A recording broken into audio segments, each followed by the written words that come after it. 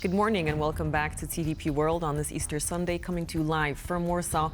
My name is Alex Simlinsky and these are the latest updates in the world news.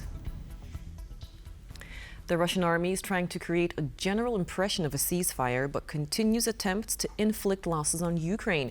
President Volodymyr Zelensky said in a post on social media platform X. Zelensky added that 387 instances of shelling and 19 of assault by Russian forces were reported yesterday after Putin's declaration of the Easter ceasefire.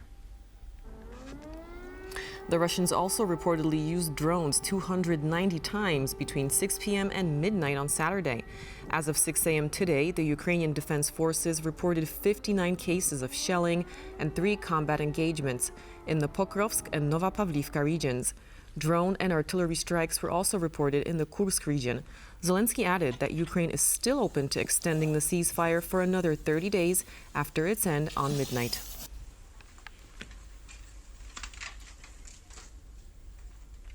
And Russian President Vladimir Putin attended the Easter service at the Cathedral of Christ the Savior in Moscow, following his surprise announcement of that Easter ceasefire extending until midnight. Easter celebrations are also underway in Kyiv, where the residents remain on high alert despite Putin's ceasefire declaration. Hundreds of Orthodox Christians attended the service at St. Michael's Monastery, which continued overnight in compliance with the city's nighttime curfew.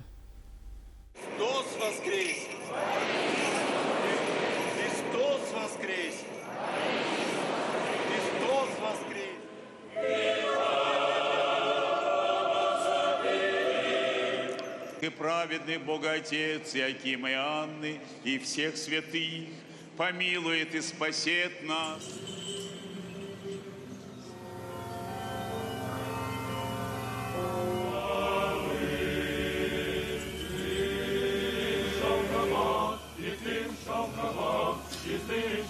Заєднання всіх Господу помолимо.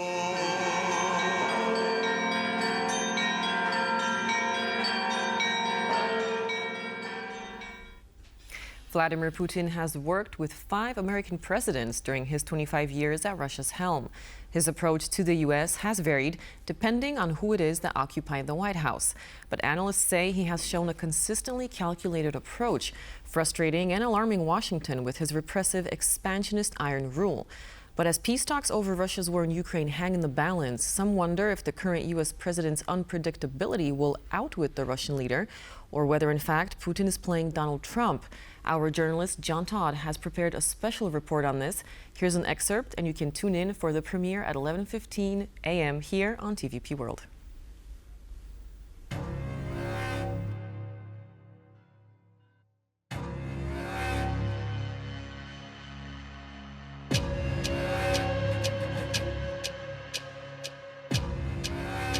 I can't understand what he wants to do. It's unbelievable that he made. I think his overarching strategy is consistent, which is to weaken global U.S. influence and also create divisions within the West and while securing Russia's geopolitical interests. But we can also see that somehow the personal dynamics mean a lot. So his personal interactions with the U.S. presidents have been showing quite a variance.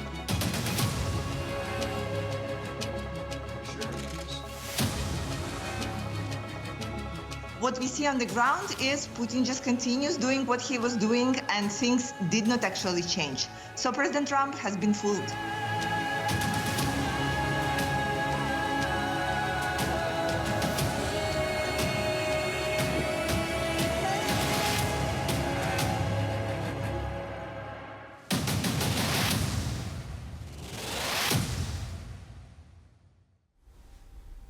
Yesterday in Warsaw, sirens marked a moment of reflection as Poland commemorated 82 years since the Warsaw Ghetto Uprising. Once Europe's largest Nazi-era ghetto, it became the site of a historic act of Jewish resistance during the Holocaust. Survivors, families, and officials gathered to honor their memory.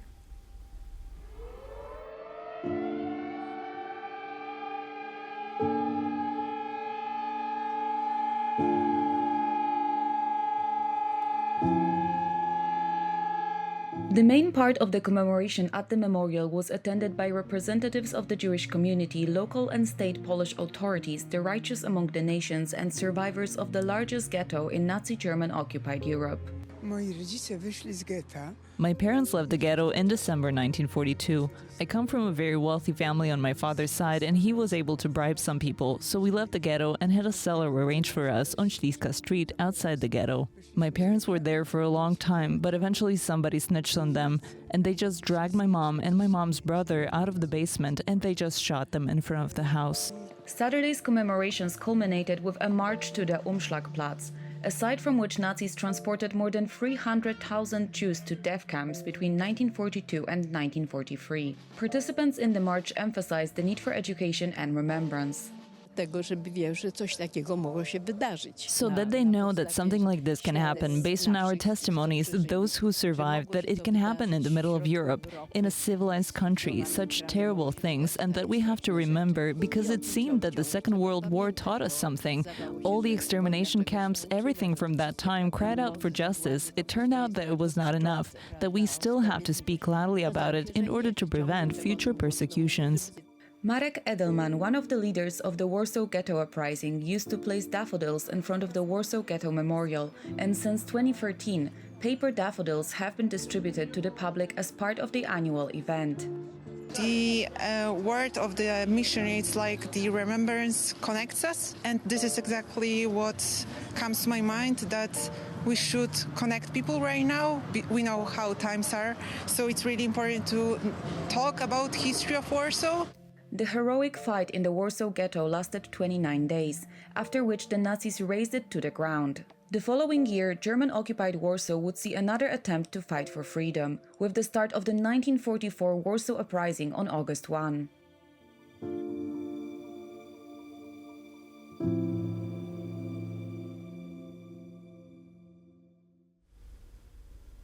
Marta Kubica, CEO of the Warsaw office of the European Leadership Network, spoke with TVP World about the significance of the Warsaw Ghetto Uprising.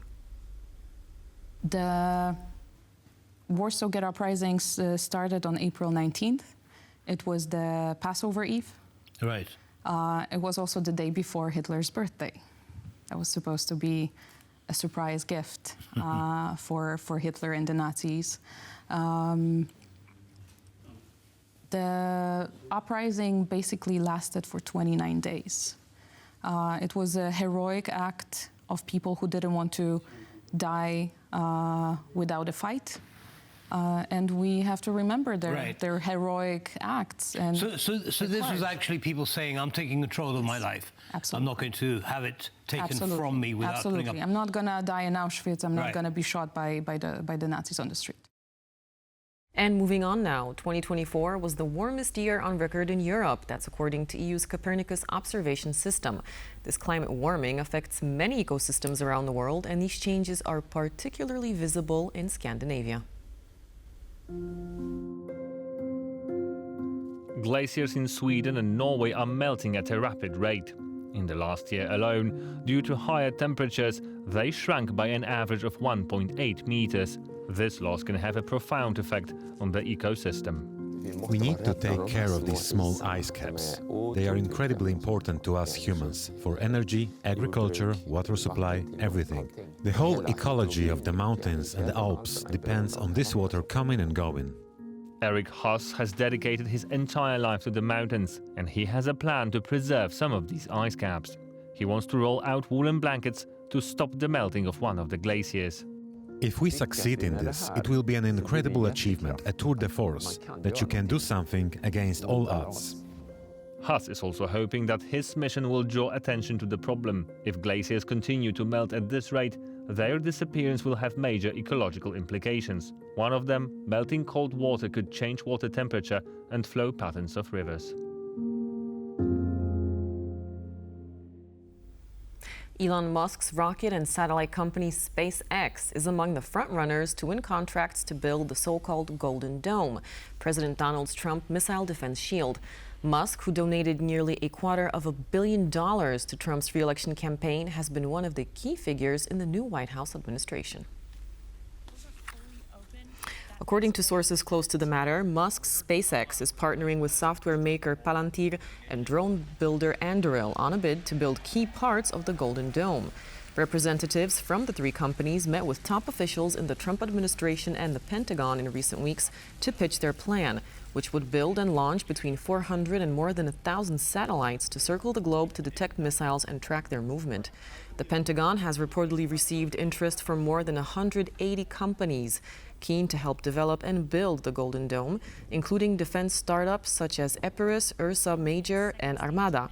Trump cited a missile attack as the most catastrophic threat facing the United States in his January 27th executive order.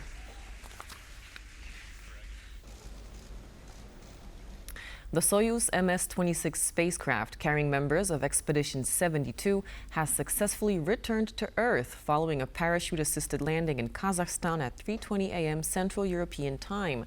The crew, comprising 2 Russian cosmonauts and 1 NASA astronaut, returned after completing a 7-month-long mission at the International Space Station. The astronauts were on a mission in space spanning 220 days.